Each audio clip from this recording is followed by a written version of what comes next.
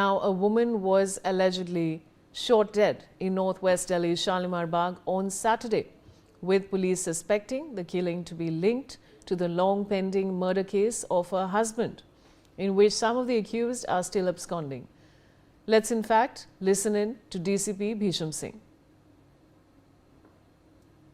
ये आज 11 बजे एक पीसीआर कॉल मिली थी कि एक लेडी को गोली मार दी है, जिसमें ये पाया गया कि रचना यादव एक लेडी है जो यहीं रहती है शालीमार बाग में।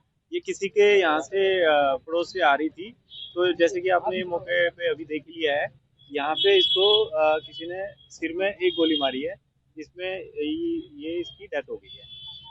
इस केस की बैकग्राउंड कुछ भलसवा गांव से रिलेटेड है। ये वहाँ की रहने वाली है और वहाँ पे इसके पति जिनका नाम विजेंद्र यादव है, उनकी शायद 2023 में 23 में या 22 में मर्डर हुआ था। उस केस की डिटेल्स हम अभी निकाल रहे हैं। उससे रिलेटेड लगता है कि कोई पर्सनल एनमिटी या इनका पारिवारिक झगड़ा है भलसवा गाँव का। फर्दर इन्वेस्टिगेशन कर रहे हैं। ये आज 11 बजे एक पीसीआर कॉल मिली थी कि एक लेडी को गोली मार दी है, जिसमें ये पाया गया कि रचना यादव एक लेडी है जो यहीं रहती है शालीमार बाग में। ये किसी के यहाँ से Rachna Yadav's daughter has now spoken out about her mother's murder. She stated, "My father's case has reached the trial stage. My mother was a witness in the case. There were 6 murderers in my father's case. One of them, Bhalsava, the ringleader, has still not been arrested and is absconding. They killed my mother by informing on her. My father and my mother's murderers should be given the harshest punishment." Let's listen in. मेरे पापा का case जो है वो गवाही पे आ गया था। मेरी मम्मी जो है मेन गवाह थी, जिसकी वजह से उन्हें यहाँ पे उन्होंने मुखबरी करके मार दिया। मेरे पापा के केस में 6 कातिल थे। उन 6 कातिलों में से 5 या 4 पकड़े गए थे। एक मास्टरमाइंड है भरत यादव भलसवा का, बेकरी वाला, वो अभी भी फरार था। उसने ये साजिश करके मेरी माँ को मारा है। मैं प्लीज अपील करती हूँ कोर्ट से कि मेरी माँ और मेरे पापा दोनों को इंसाफ दिलाए और इन कातिलों को फांसी की सजा।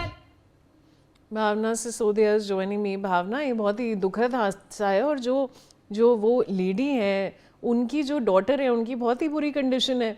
और क्या बता सकते हैं आप?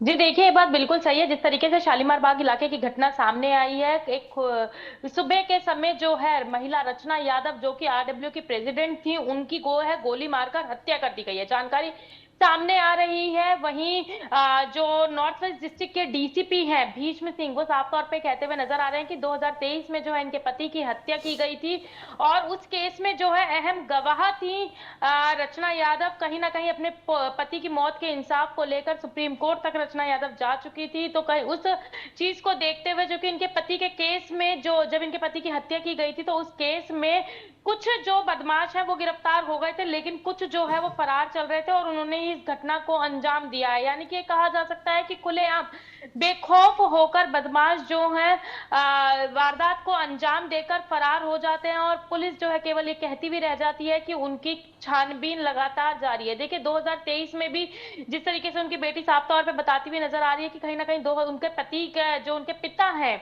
उनके पिता का केस जो है फाइनल पे था और उस मामले में जो है रचना यादव अहम गवाह थी। कहीं ना कहीं मुखबरी के आधार पर रचना यादव का आज सुबह सिर में गोली मारकर जो है हत्या कर दी गई है। फिलहाल पुलिस का ये कहना है कि लगातार सीसीटीवी फुटेजेस खंगाले जा रहे हैं और बताया जा रहा है कि जिसने गोली मारी है वो भलसवा का ही है। अब कहीं ना कहीं पुलिस जो है 2 एंगलों से जांच कर रही है कि वास्तव में रचना यादव के पति के हथियारों ने ही रचना यादव की हत्या करी है या फिर इनका भलसवा से जुड़ा कोई और मामला निकलकर सामने आता है। इसकी तफ्तीश में जो है पुलिस जुट चुकी है। फिलहाल सीसीटीवी फुटेज खंगाले जा रहे हैं। हत्या की धाराओं में मुकदमा दर्ज कर पुलिस जो है छानबीन में जुट गई है और अपराधी को जल्द से जल्द गिरफ्तार करने का आश्वासन देती हुई नजर आ रही है। बने रहिए हमारे साथ Bhavna. Now heavy security has been deployed in the area. The incident triggered panic in the locality. The incident took place around 11 a.m. under the jurisdiction of the Shalimar Bagh police station. Police said Rachna Yadav's husband was shot dead by criminals nearly 3 years ago in 2023. Since then, she had been effectively pursuing the case and had even approached the Supreme Court seeking justice. Some of the accused in her husband's murder are still absconding. Preliminary suspicion points towards the same criminals being involved in her killing as well. भावना, ये नई details emerge हो रही हैं और क्या बता सकते हैं?